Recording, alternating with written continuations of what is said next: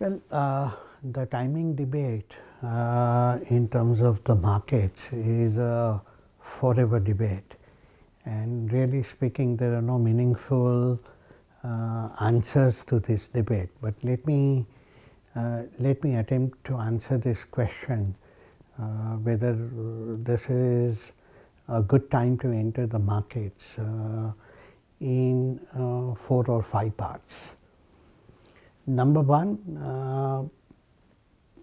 the typical attempt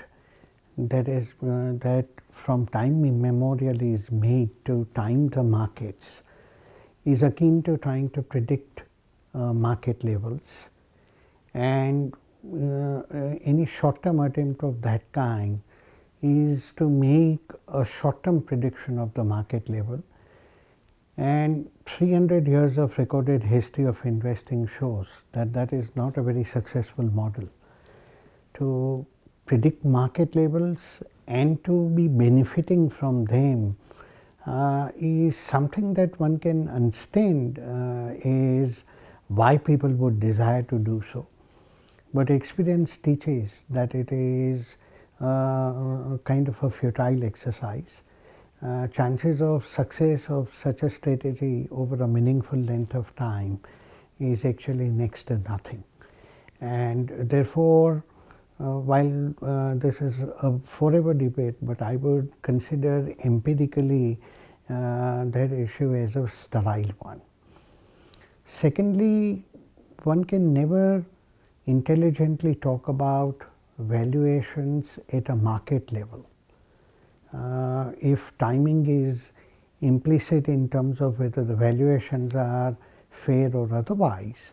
that debate has to be answered, really speaking, at an individual stock level, and trying to answer whether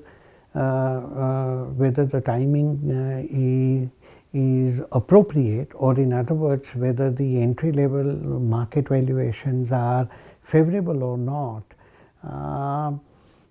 Especially that question is less relevant because it has to be answered at a stock level and not at an index level. One can meaningfully talk about whether a particular stock is reasonably priced or otherwise, but to say that about the market or an index in entirety is like adding apples and oranges and melons and lemons all together and trying to arrive at a number, which by its very implicit arrangement is really meaningless. Thirdly, having said what I have said before, I would still say overall, given the context of improving capital efficiency, given the fact of number of path-breaking initiatives which have been taken on the economy front over last few years and over last 1 year in particular, with GST and RERA and the steps of demonetization and the Bankruptcy Act, not to forget the Benami Property Act. The overall impact in terms of the earnings over a period of time will be very salutary and will be very, very positive. Therefore, even if I have to talk at an index level, given the fact of improving capital efficiency over a period of time, the expected improvement in the earnings of the compliant and transparent businesses, and the fact that the cost of capital is coming down, which invariably is a positive for the index or for a business valuation. Given all of these, I would say that index is not unduly valued or market is not unduly priced. It is not my case to say that it is mouth-wateringly cheap, but I would certainly not regard it as daunting or out of line. Given the history of the index and given the context of expected future, I would regard the index at a fair level. So this is not a daunting or impenetrable level of the market at which you are deterred. fourth, the while Einstein has suggested relativity as a powerful idea, and of course it is in the realm of physics, but in the investing world, I think the absolute as an idea is very valuable. Ultimately, investing is about absolutes. Over a period of time, the investments that you make have to create an absolute value. If the game were to be reduced merely as a comparative to some kind of a benchmark, even if the comparative were negative, then I think the basic fundamental purpose of investing to create value is annulled. Only condition I would put there is that you need a meaningfully long term period for one to be confident that that absolute ideally in investing, that whether the market support or not, the businesses that you buy have enough firepower to create a positive return and a value for you, is a very valuable and very worthy idea.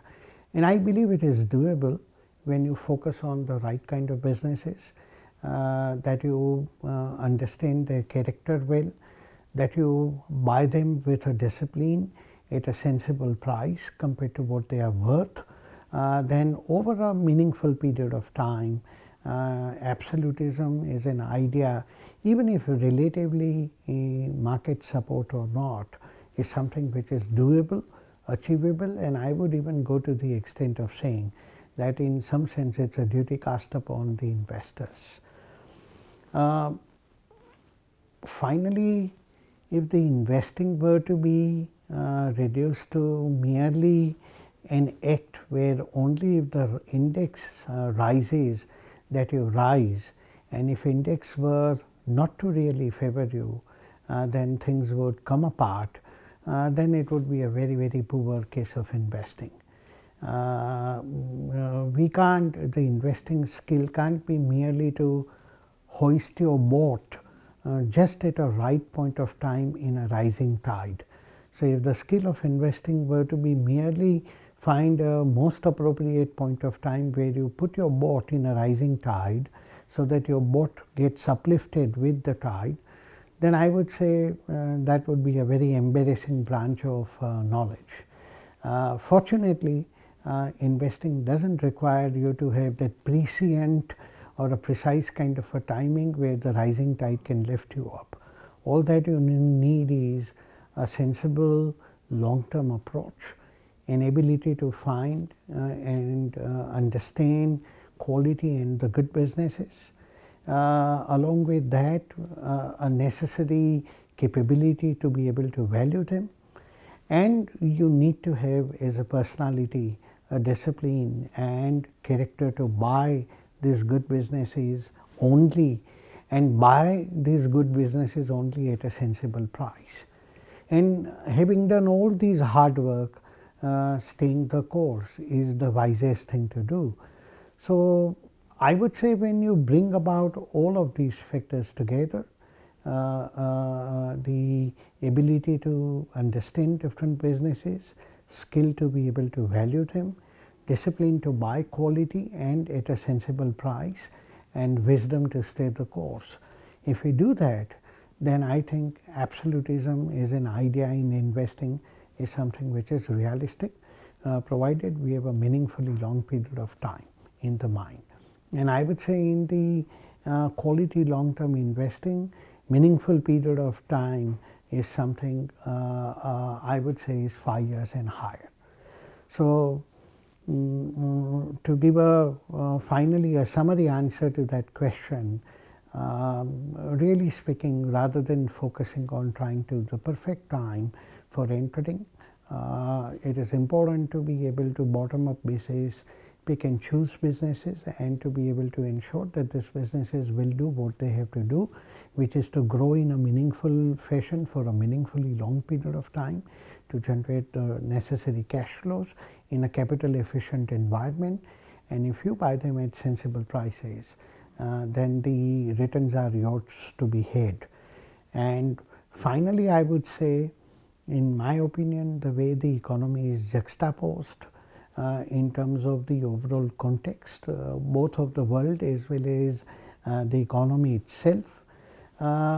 given the fact of number of positive and path-breaking steps that have been initiated over last few years, and the effect of all of this will be visible at some stage in a very demonstrable way into the performance and the earnings and the growth of the high quality businesses and the compliant and transparent businesses, and therefore eventually into their economic value and into the prices. So I strongly believe that a coming period of a decade or so is going to be one of the very productive ones for the high quality compliant and transparent businesses. All the trends and all the changes which are being unleashed are supporting to bolster the fortunes of this kind of businesses. So I remain very positive over long run in about the prospects of buying into quality Indian equities.